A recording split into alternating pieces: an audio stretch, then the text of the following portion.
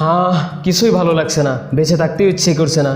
Depression, কিসের এই depression? Depression মানেই তো একাকিত্ব, ওই যে নিজের সাথে নিজের লড়াই। ডিপ্রেশন মানে হচ্ছে কষ্টের একদম শেষ সীমানা, যেখানে দাঁড়িয়ে তোমার মনে হবে যে সবকিছু শেষ, সবাই তোমার বিরুদ্ধে, নিজেকে একদম ফালতু নগণ্য বলে মনে হবে যে নিজের বাঁচার অধিকারটুকু নেই, নিজেকে পৃথিবীর সব থেকে দুর্ভাগ্য হতভাগা বলে মনে হবে। বিষণ্ণতা, অবসাদ তোমাকে চারোদিক দিয়ে ঘিরে ধরবে, যেদিকে যাবে যেখানেই যাবে নিজেকে একা বলে মনে হবে। হ্যাঁ, লক্ষ লক্ষ মানুষের মাঝখানে দাঁড়িয়ে থাকলেও নিজেকে একা বলে মনে হবে তোমার চারপাশে যত খারাপ ঘটনা ঘটছে, যত ইনসিডেন্ট হচ্ছে, সবই তোমার কারণেই হচ্ছে।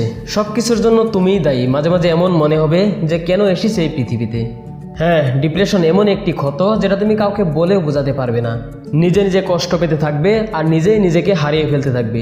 এই সময়টা এতটাই খারাপ যাবে যে তোমার কোনো কিছুতে ভালো লাগছে না, নিজের প্রতি এতটাই বিতৃষ্ণা এসে যাবে যে বেঁচে থাকতেও আর ইচ্ছে করবে না। তাহলে কি ডিপ্রেশন থেকে আর বেরিয়ে আসা যাবে না? ডিপ্রেশন কি আর কোনোদিনই শেষ হবে না? এমন কি কোনো রাস্তা নেই যে ডিপ্রেশন থেকে মুক্তি পাওয়া যাবে? নিশ্চয়ই আছে, 100% আছে। একটি কথা অবশ্যই মনে রাখবে, যার শুরু আছে তার শেষ আছে, যার সৃষ্টি আছে তার ধ্বংস আছে। আমি তোমাদের সেই মাই মোটিভেশন এবিএইচের ইফতিকার, তোমাদের বন্ধু। মনে করো তোমাদের সাথে আছি। আজকে আমাদের জীবনের সমস্যাগুলোকে নিয়ে আলোচনা করব আর সেগুলো সমাধান করার চেষ্টা করব। খারাপ সময় যখন তোমার পাশে আর কেউ থাকবে না, তখন আমি থাকবো, তোমাদের বন্ধু। কিছু হোক আর না হোক, কথা বলে তোমার মনে সাহস তো জোগাতে পারবো, সেটাই বা কম কি। তো চলো আজকের এই এপিসোড শুরু করা যাক।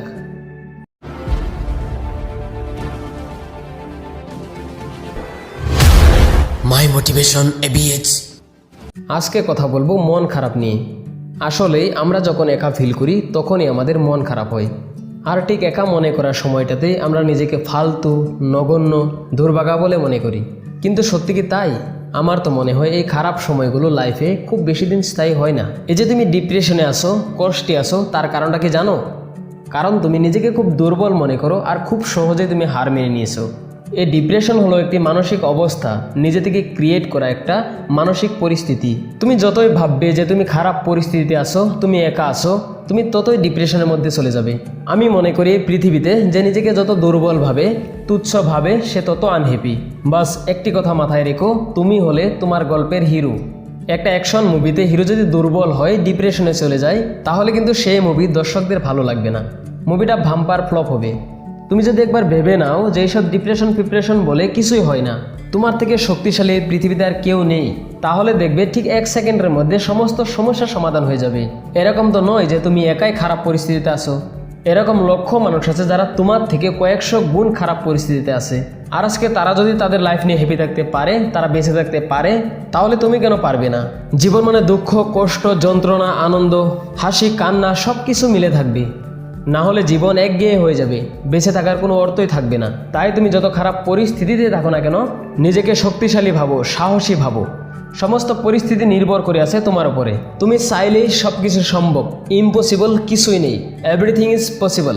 কারণ তুমি আর কেউ নও, তুমি হলে একজন সুপার হিরো, একজন সুপারম্যান। মাই মোটিভেশন এবিএইচের পক্ষ থেকে আমি ইফতিকার।